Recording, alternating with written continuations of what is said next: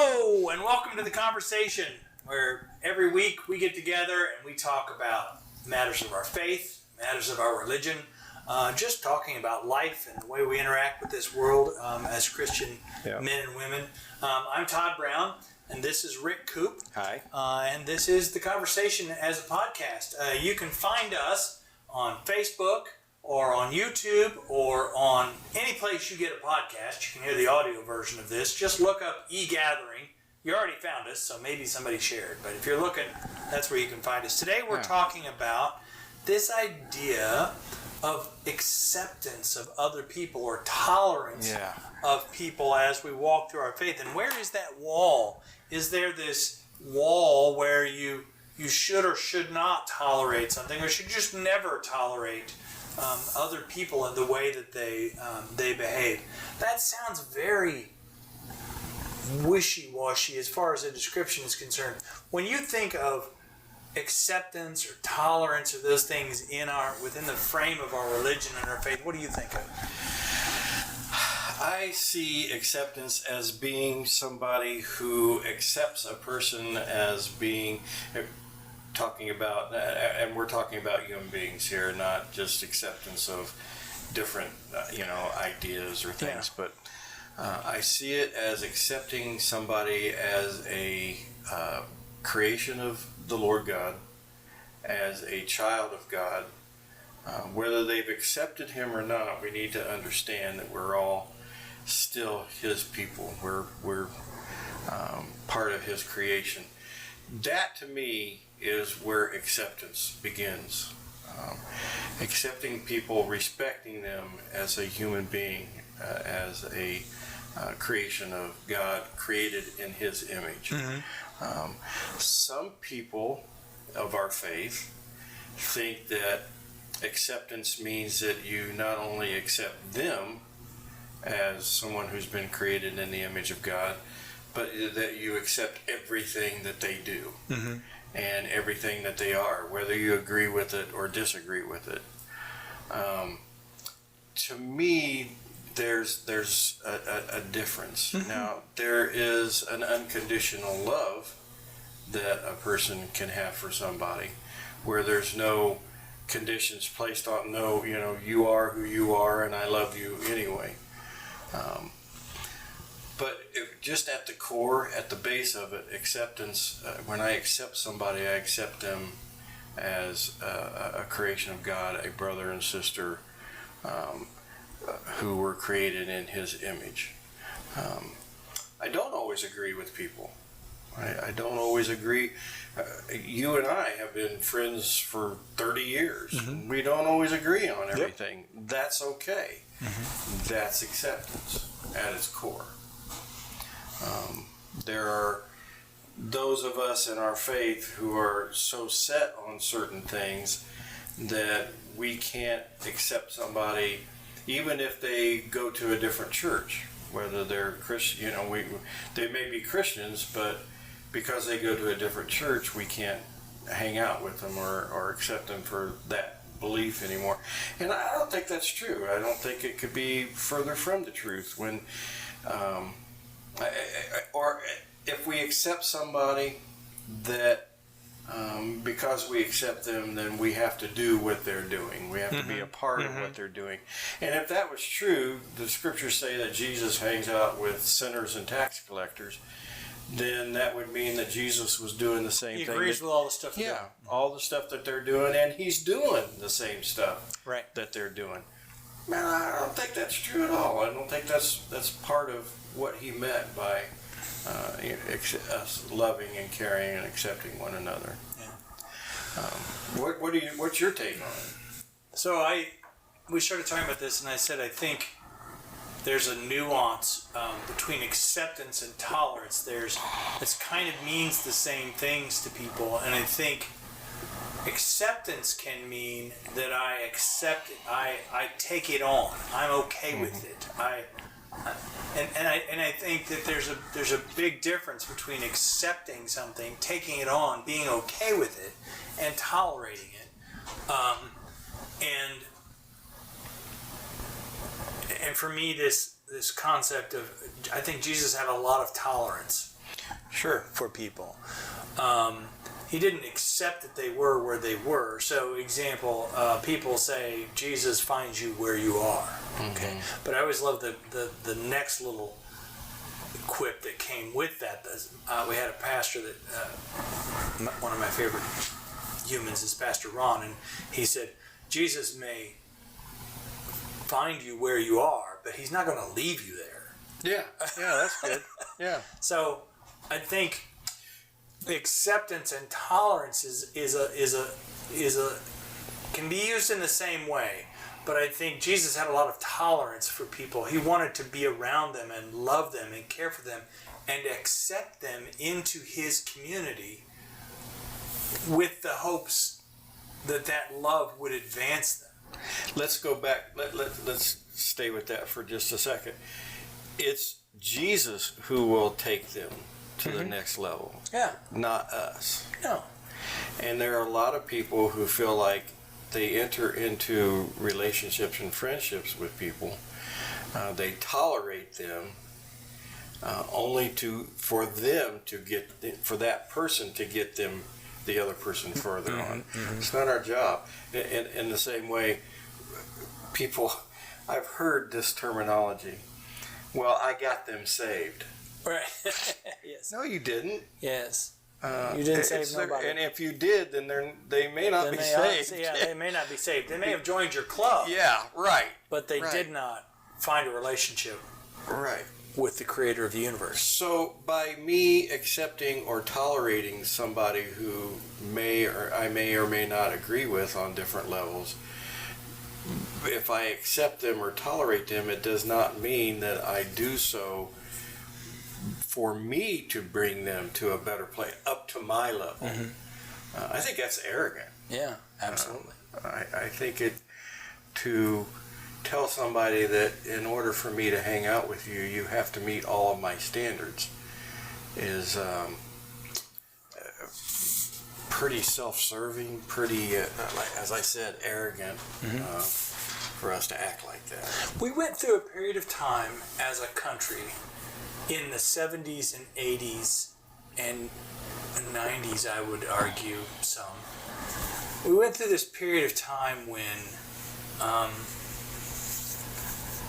Christians separated themselves from the world. And we were the, oh, good heavens, it won't come to me. The religious right. Yeah. If you will. The moral majority. And we only went to parties together with our people. We only listened to our music together. We only went to church and church gatherings, and we only wore the same clothes that were blessed by the church, and we separated ourselves so much. And so for some folks, the idea of tolerance or acceptance was if you did go to a gathering that had people who were not Christians, if you went to a gathering where they were eating the wrong food and drinking the wrong drinks and staying out too long and yelling too loud, if you went and were amongst those people, then you were one of those people. And we allowed ourselves to feel guilty about doing those things. If you went to a concert, or if you went to a bar and hung out with some friends and drank a Coke and ate pretzels and just talked to people and were together, then you would leave the bar thinking about or worrying about people thinking you were that person. Okay. Yeah. And to me, that is acceptance of those people, loving on those people, tolerating their behavior while you're in their midst. But then the flip of that is, what I don't understand, completely baffles me, is how you read about this guy named Jesus who lived in Nazareth for the 33 years of his life. How you listen to him and read about him and know his ministry, and how you could possibly believe that what his mission for you to do was to separate yourselves. I don't understand. I don't get it. Let's let's look at the stories that happened in there, Todd. This guy was. He didn't care that they called him a glutton and a drunkard, because they called him a glutton and a drunkard. Yep. Because he hung out with nasty people. That's what he did. And what he told us to do was do what he did. So I don't know, where did we get that? I have no idea. One of the stories that we all know, if you're a Christian, you know the story of the Good Samaritan. The woman at the well. The Samaritan woman at the well. With the woman, shouldn't have been sent with a Samaritan. Right. And certainly shouldn't have been doing it where he was at. No, the lepers, where he went to them and I mean, that was a big deal back then. You stay people. away. They're not allowed in the city. There's a place for them out there. But Jesus went to them and touched them and healed them and loved on them. The Samaritan woman, he spoke to her. He talked to her. That was something that Jews and Samaritans did not do. They didn't even talk to each other, unless it was to, curse each other out or yell at each other. He tells the story of the man who is beaten and who didn't help him, and then this Samaritan guy helps him. In fact, there's so many stories that Jesus uses, or so many things that he does, that it's about the marginal people. You might think that was his whole mission, a big part of his mission, You could kind of get that, couldn't you? Kind of might think that. Yeah. When Jesus showed intolerance, because he did. Yeah. But when Jesus showed intolerance, it was, I cannot think of one example. I cannot think of one example of someone outside of the church that he had intolerance for. Right. Not one. It was usually the religious people. It was, as far as I'm aware, the scorecard says 100% the religious people, 0% of intolerance for the people outside the church. And so people say, well, then what you're saying is that you're supposed to just put up with whatever. I don't think we're saying that at all. At all. Yeah. No, that's not what I'm saying at all. But what I am saying is when Jesus was speaking to people, when he was spending time with people, the people that he gave the most leeway to, the people that he bent over to help,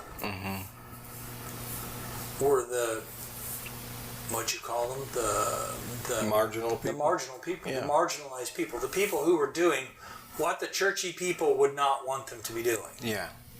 Do we honestly believe, I mean, I really don't know that anybody out there that would believe this, that Jesus, by hanging out with these people, he was drunk, getting drunk, he was cursing, he was chasing women, he was having sex, he was doing all the, any number of, he was stealing money from the Jews, because he was hanging out with tax collectors, because we all know that they were doing some crazy things, some pretty shoddy things.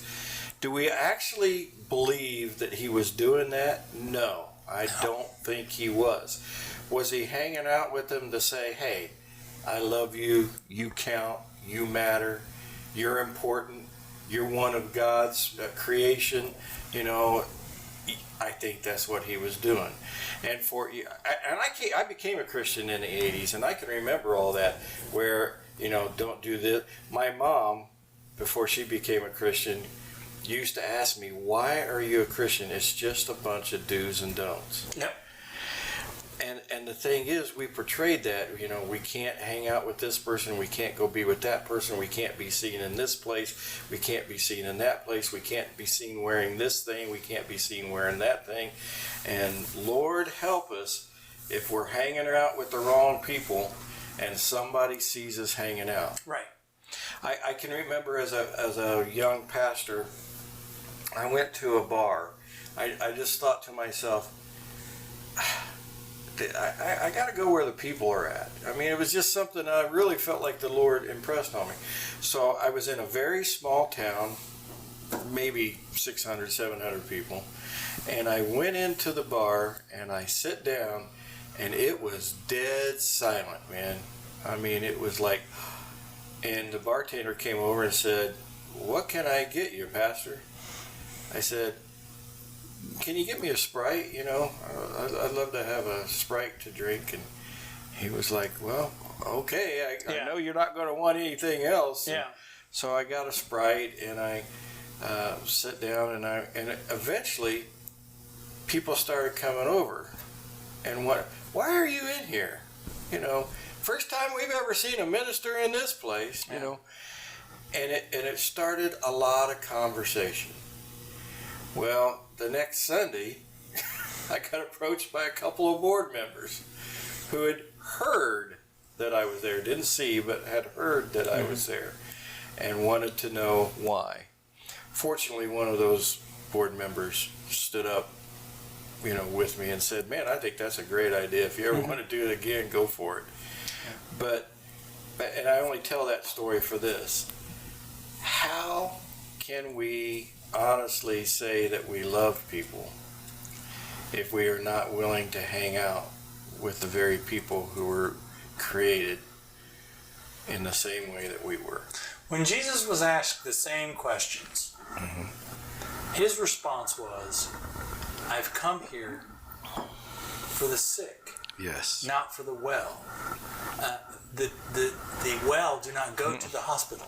Don't need a hospital. So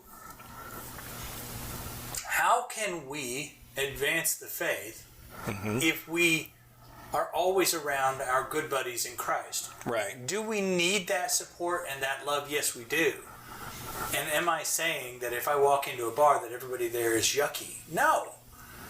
What I am saying is, if I walk into places, dude, it doesn't have to. A bar is such a weird I know. example, but it's the one we get because it's the one they gave Jesus. He's sitting. He's a glutton and a drunkard because he ate and drank with people who were not, or people who were gluttons and drunkards. He ate and drank with those people. But how are we supposed to? Paul says it this way: how will they know if we don't tell them? Yeah.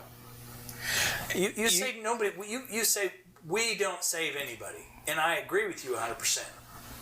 But I will say this: when you walked in that bar and you sat down and you had a Sprite, when someone came up to you, I know you well enough to know that your response to them wasn't, "I am so glad I'm here for you because you're going to hell. Please follow me from this bar." Yeah. It was... Played my flute and they followed me like Pied Piper. How about them Cubs? Yeah. Hey, how's your fish? Hey, where do you guys fish? Yeah. I like to hunt. What do you do do you ride a motorcycle? Let's talk about all that stuff. They already know you're a pastor. Yeah. You don't have to scream that from the... And I was not in there in a three-piece suit. No, you don't have to. They know. This goes back to the moment that you declare that you have accepted Christ, or that you're a Christian, that you go to church, at your family reunion, you just became someone that everybody's watching. Look, he watching. Yeah. I knew he was the same guy he ever was. I knew. Or, wow, that isn't how Rick would have behaved. Wow, okay. That's different. That's different. Yeah. But he still laughs. He's still Rick. He still laughs. He cuts up. He plays softball. He enjoys. One of the toughest examples for me of the opposite of that was our church had a softball team. And they were in the championship game. And there was a call that we did not like, our team did not like. They threw a fit.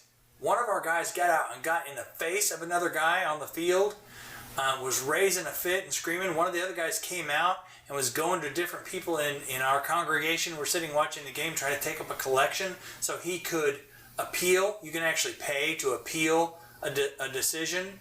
And I'm like, dude, you know who's here at the game, right? You know that there are people who are playing in the church softball league. Who the only reason they're at church on Sunday is because they've been told, if I don't come to church, you have to go to church 2 out of 4 Sundays a month to be able to play softball. And they're watching the elders of this church, people who are members, and they are. You can't save somebody, but you can darn sure unsave them. Yeah, you can. Darn sure. You can't unsave them. That's the wrong word. Well, you can make the path much longer. What you're implying is understood. Yeah, you can make the path much longer. That person goes, see, they ain't no different than anybody else. But if you're amongst them, and you're just a dude. And I want to add to what you said about the bar. No, the people in the bar,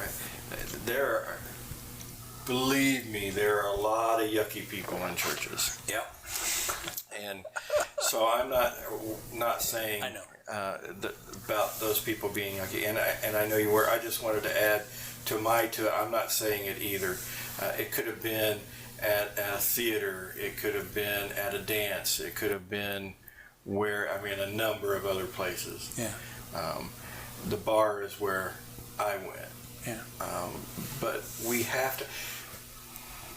You and I recently, well, I guess it's been a year ago now, maybe 2, did a march here in the city of Muncie, and it was a very organized, very well done protest against some of our African American brothers and sisters who were obviously being not against them, in support of them. No, in support of them, who were obviously being what's the word I want to use here, Todd? Put down, hurt.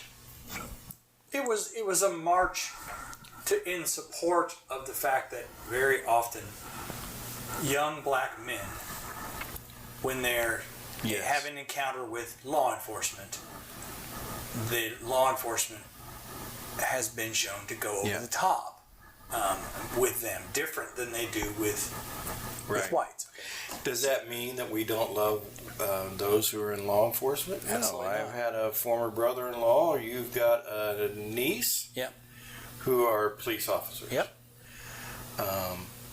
But we also wanted to be in support of other brothers and sisters who have had to face issues. Yeah. And in the meantime, I wouldn't agree with the group that started the march. Right. I just completely disagree with the group and they've turned out to be pretty funky folks. But we it agreed isn't with about that. Right. It wasn't about that. It's it was about the marching premise. alongside our brothers and sisters and saying, "We hear you crying. Yeah. We're with you in your hurt. We are amongst you in your hurt." In the same way, I would stand, and I've got a long list of people of different religions. Does it mean that we can't tolerate, accept? Tolerate for me becomes a different word when I talk about that. Mm-hmm. But people of different religions, does that mean we can't accept them? No, well, of course we can. You know, as people who were created. You and I talked about it in a recent podcast about how they're people who believe in God too. Different name, but the basic tenements are the same. Right. Anyway, what about people of different countries? I want to share with you, I would like to share this story. Mary and I had a chance to go to Cuba. Mm-hmm. When Cuba was open, I don't know if it even is now, but Cuba was open for a while, and we took a cruise to Cuba. Gotta tell you, man, it was great. Opened our eyes, fell in love with the country. One of the first things as we're pulling into the port that we see is a huge statue of Jesus with his arms stretched out.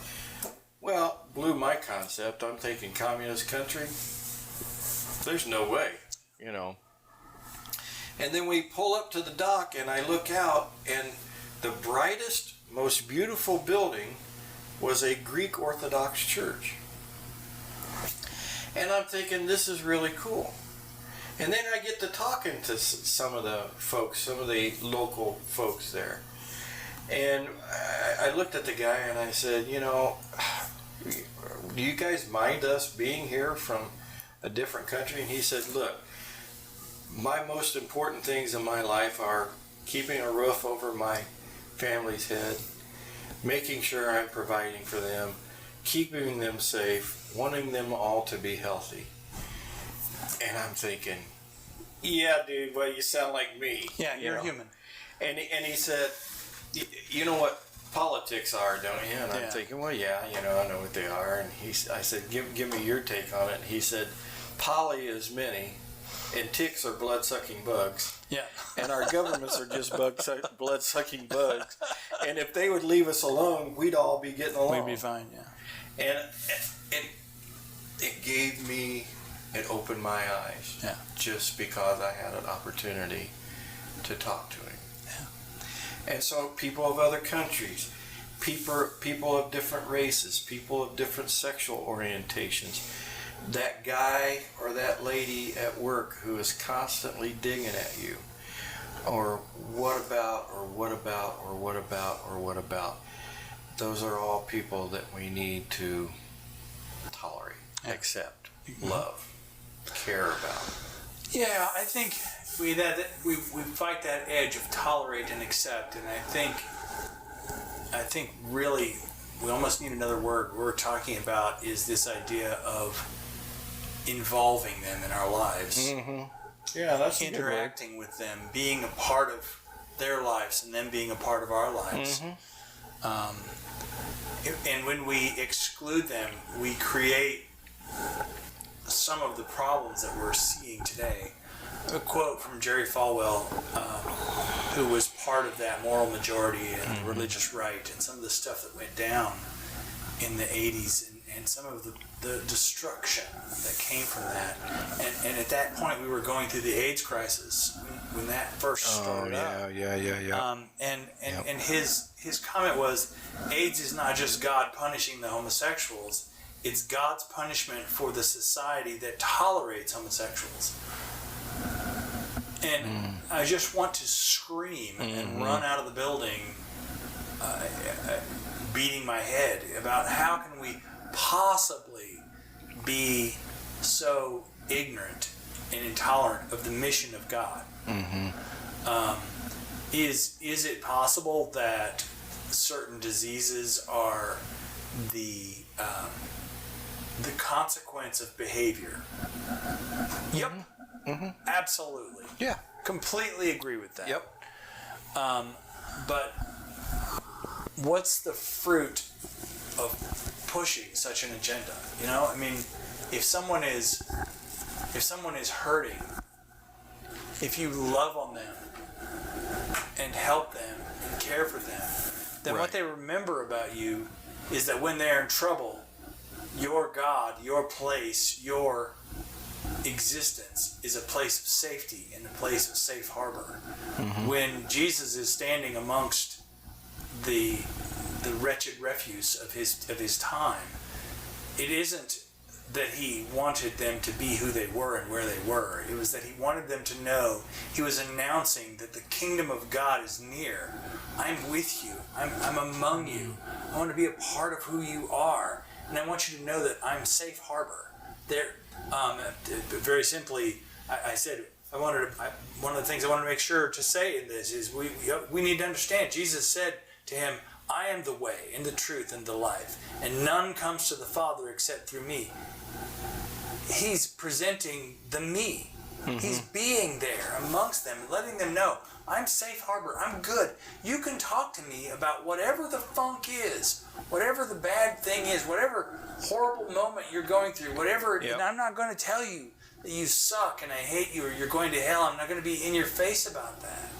I'm here to be consistent and loving and caring, and I want you to come do that with me. You mean you're not going to be on a bullhorn screaming and yelling about how ugly and terrible you are? No, I'm not going to be Jerry Falwell trying to explain to homosexuals that this is that they've caused us all to have this disease, and they've set this loose upon us. You think that the homosexual population, homosexual men, let's just get right down to it. You think that homosexual men didn't recognize that this was a horrible scourge upon them and that they were uniquely qualified to have this disease? You think you needed to explain that to them? You think that you telling them that was somehow helping in that moment? You're not being helpful, and you're not witnessing for Christ, and you're not. This is my opinion. I mean, I know there are people who say yes, but by accepting and loving homosexual people, by accepting and loving on drug-addicted people, you're propping up their lifestyle. You're saying, oh, sure, this is great. This is the way you ought to live your life. Okay? I'm saying no. I'm saying love on people and let them see. It's a trite saying, but I keep thinking you win more, you catch more flies with fly paper than you do with sugar than you do with vinegar. Vinegar. Jesus' approach was to love on people and let them see his consistency and see his care. Now, with his church, he expected more. He expected them to do what he was doing. He got on them. His grief with them in the Samaritan story is the priest and the Levite passed by. And he's using them as an example. You guys are walking past this hurt man. You were walking past the wounded. You're not sticking with the wounded. You're not helping the wounded. You're not subjecting yourself to the possible harm of that wounded person. He expects you to do that. The second greatest commandment, love your neighbor as yourself. That doesn't just mean Christians. No. That doesn't determine who your neighbor is. That's the Samaritan example. He gave the love your neighbor as yourself, and some guy said, okay, what do you mean by neighbor? Who is my neighbor? Who's my neighbor? And he knew that what that guy was thinking was my Jewish brethren. Exactly. The good Jews in my crew. And he said, hey, let me give you an example of what I'm talking about. And he went exactly the opposite direction. Yep. Sure did. I think it's not a new idea. You can go all the way back to the Old Testament. There are a lot of different verses. Exodus 22:20, Exodus 23:9. I'm going to read the one in Leviticus though. It's Leviticus 19:33 through 34. You shall not. This is talking about the alien amongst you, quote unquote. You shall not persecute him. There's a mouthful right there. Oh yeah. The alien who resides with you shall be to you like a citizen of yours. Another mouthful said right there. And you shall love him as yourself, because you were aliens in the land of Egypt. In other words, what the scripture's trying to tell us here is you were probably not so likable yourself. You were probably not so acceptable yourself to some people. You were probably not so tolerable yourself. But now you have been. Now, if you have been, should you not give that same to others that you don't think are worthy? Because, and I'm kind of speaking for the Lord here, but he's saying, I think they're worthy. Because I did what I did on the cross for everyone, not just you, or not just because you think you're special, because everybody's special to me. Paul says, you yourselves, in Acts, you yourselves know how unlawful it is for a Jew to associate with or visit anyone of another nation. Is Peter, not Paul. But God has shown me that I should not call any person common or unclean. Where do we read? Where do we take this book and make it about separating ourselves and about having intolerance for others? I just don't understand your frustration, because to me it's frustrating too. When I hear Christians talking about this person, that person, this this group of individuals, that group of individuals, this political party or that political party, and wanting to put them down, condemn them, treat them like they're less than. It really, it's very irritating. It's like sandpaper against your soul, to me, to what my spiritual beliefs are. It's both sides. Oh yeah. So absolutely. don't let anybody confuse what we're saying. Yeah. It's both sides. It's sure. It's the religious right that wants to stick those nasty people over in a corner. Yeah. It's the uber liberal person who wants to be so accepting of every oddity or strange thing, but at the same time wants to compartmentalize conservative folks as these nasty evil monsters. Right. I think step one for anything you want to do to someone else is to dehumanize them, as you said, to make them less than. Step one, make them less than. Yeah. Slave owners in the South who were Christian people. Yeah. First thing they do is they say black people are a different species. Yeah. That's a different creature altogether, and so I can own them. They're less than, and so God has ordained that I can keep these people. Yep. And Frederick Douglass, the great orator, a black man who had been a slave, who was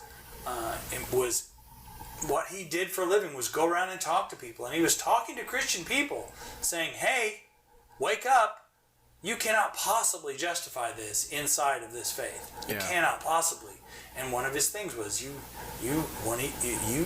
first things first, make these people not humans. Yeah. So you can beat them and abuse them and care for them. The first thing you do with a homosexual person or a trans person or with that person in your life who has an addiction, who's dealing with some issue, is to dehumanize them. They're less than me. Mm-hmm. And you don't realize that you're just that close to being who they were. Yeah. And that your Lord and Savior would probably be sitting right in the middle of them, biggest duck in the puddle. And you brought up Frederick Douglass. I was going to bring up Dr. Martin Luther King Jr. Yeah. To me, some of his greatest words were, if we could come to a time where we wouldn't judge people by the color of their skin, or by their sexual orientation, or by their country they're from, or by their religious belief, but we would see them for the content of their character. Mm-hmm. Now, are there people out there that I would not want to associate? Yeah, a guy who is a a guy who belittles women and beats women, and my tolerance level would be hard. Yeah, when they don't have tolerance, I can't tolerate them. Yeah. Good. I can't tolerate their intolerance. But the character of a person, no matter who that individual might be, when I became a Christian and felt a call, this is another thing that, man, super impacted my life. Felt a call in my life to be a pastor at one time. I was sitting underneath a tree out in this little kind of half-wooded area in the city, and I was arguing with the Lord and saying, "No, you don't want me. I don't know enough about you. I don't know your scripture well enough. I don't know." And so finally, I just kind of said, "Okay, so what do you want from me?" And some people will believe this, some people won't, but I heard it might have been audible only to me, but I heard these words: "Look, find, search for me in the eyes of every person you meet." And I'm like, oh wow. That changed everything for me. How I see people, how I look at people. There are people Todd, quite honestly, maybe it's a bit of confession time here, but there are people, quite honestly, I just don't like. Yeah. But I will treat them with what I can, with the best that I can of respect, because of either Jesus in them or the potential of Jesus in them. Yeah. And that's why I get along with people who may not agree with me. It's okay that you don't agree. I don't always have it right. Yeah. And it would be rather presumptuous of me to think that I have it right all the time. Absolutely. So, anyway. Yeah. Yeah. I think I just keep going back to how will they know if we do not tell them? Yeah. How will they know if we do not tell them also has to be accompanied by how will they hear you if they don't know you, if they haven't spent some time with you being silly, if they haven't spent some time with you talking about your deepest concerns, if your earthly concerns, if they haven't shared a hamburger with you, if they don't know that you drink Sprite instead of drinking a vodka tonic, if they don't know that you're a good guy, if you haven't helped them move their furniture from one apartment to the other because you were at the bar that they were in or at the cookout they were at, right, and you heard they were moving and you said, hey, when are you going to do that? I can come and help. And then you help them move their furniture from one apartment to another. Yep. And is that some Herculean task? No. But they know that you care enough to spend some time with them. You know that they care about their life outside of religion. And so then they listen and watch you over your religion. And to me, that's the difference between between acceptance and tolerance and being with someone and being around someone and being, you have to earn the right to influence someone's life. Mm-hmm. And Jesus earned the right to influence their life and then influence their life. When they sat and drank and ate and had a good evening with a rabbi, then they listened to what he said because he already laughed at their jokes and went fishing with them and spent some time with them. And you can't expect that if you don't spend time. And if you don't spend the time, you have no right to walk into their face. I'm not tooting my horn, I'm just saying what's happened in my life. Yeah. I spent 2 years at the mission, sitting at the front desk, helping with nothing that had to do with religion. And now when I have a Bible study, they know me. Yeah. And we're talking about the Bible. But I already walked with them in other ways. We already dealt with the guy who got loud at bedtime and wouldn't go to sleep. We already dealt with the guy who wouldn't return the TV remote or take his stuff out of the dryer. We already dealt with, I need to get you to the ER. We already dealt with that stuff. So when it's time to talk about our faith, I'm just Todd and they know me. It's not this magical dude came in to try and tell me I'm right or wrong. But you know that, Todd. You know that you're just Todd. I do. I know that. But they need to know that. Yeah.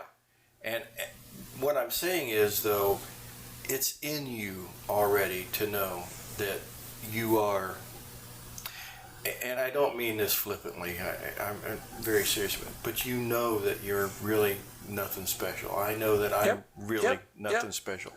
I'm thinking back of a thing that happened with the older couple that I know, and the husband was being very arrogant about some things, very condescending about some things, and his wife, who was filled with righteous anger, looked at him and said, "It's only by the grace of God that you weren't born a babbling idiot."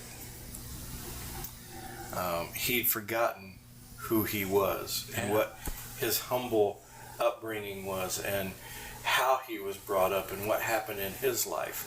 And he was commenting on what happened in somebody else's life and how they were living. And his wife reminded him that you're not so great yourself there, buddy. Yeah. By the way, I know your story. Yeah. Settle down, Bucky. And you know that who you are in Yeah. your heart. I know who I am in my heart. And therefore, maybe it's a little easier for us because we grasp where we came from. And I think that people who have a hard time tolerating somebody else need to remember where they came from and who they were.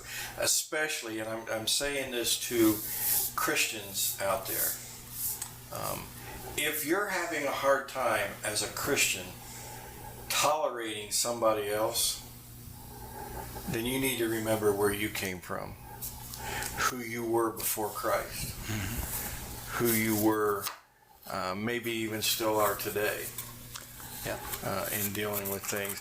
I know in my life, last little bit of confession here, I know it's only by the grace of God that I get up every day. Amen. Same here. That I breathe. Yep. That I make it through. I know that there are going to be times during that day and I'm not going to make it through and I'm going to fail and I'm not going to be what God who wants the best for me, I'm not going to be at my best. Mm-hmm. And I can't expect that from somebody else. I can't expect more from somebody else than I expect from me. What I can do without hesitation is love somebody else. Yes. Without putting any conditions on them. That's a good place to end. Yeah. But I'm not going to end it there. I'm going to add one little piece. Okay. One last thing. I will say this. You need to know your weakness. Yeah. If you're going to try and do the be Jesus thing and go walking into a situation that is funky, or with people, I just hate to say people who are funky. They're people. They're human beings. No, I know what you mean. If you're going to go walk into a place where people aren't your people, generally speaking. Yeah. Or maybe they are. But there are people there who aren't believers in Jesus Christ. People there who need to know the witness of Jesus Christ. Mm-hmm. Know who you are. If you have sexual brokenness, there you go, and you can't deal with certain things, and there's going to be a situation where there may be opportunities for you to get off the trail sexually, and you know you can't handle it. Yeah. Don't go put yourself in that situation and expect God to pull you up out of that or allow it to empower you to that. Pray about it. Know when God breaks your heart for it. That is what you should be doing. But you best put on the armor of God before you go walk in there. There's a story of a couple of guys who decide they're going to go cast out demons in the book of Acts. Yeah. They go rolling up in there to cast out the demons, and the demons kick their butt. What happened? Jesus, Paul, I know, and Jesus, I know, and Paul, I'm familiar with. Who are you? You better get your feet set. Don't go rolling up in a place where they're going to be smoking weed. If you've got a weakness for smoking weed, don't go rolling up in a place where they're going to be free alcohol and you're an alcoholic and you can't tolerate it. Or gambling, or whatever. Pornography, or whatever. Yeah. You know. You need to pray about it and get strong. And there may come a day when you, former alcoholic, can sit with people who are drinking and you can help them be saved. But don't jump in that midst. Right? So there's tolerance, and then there's what you can tolerate. And you know what that is. Right? Yep. So anyway, that's all I have. Anything else? No, I think we're good. Yep. Guys, thank you for joining us. Goodbye. Yeah. I was already waving. Yeah, guys, thank you for joining us. Thank you, guys. We hope you have a great rest of your day. We hope that you'll if you liked it. If you don't. If you want to know when we put these together, please hit subscribe or follow, and that'll help us to know and for you to be able to know when we have something else, another conversation. Please join the conversation. Tell us what we did right or wrong, what your opinion is. We know that there's more than two opinions on this stuff. We'd love to have yours. Thanks, guys. Thank you. Bye-bye.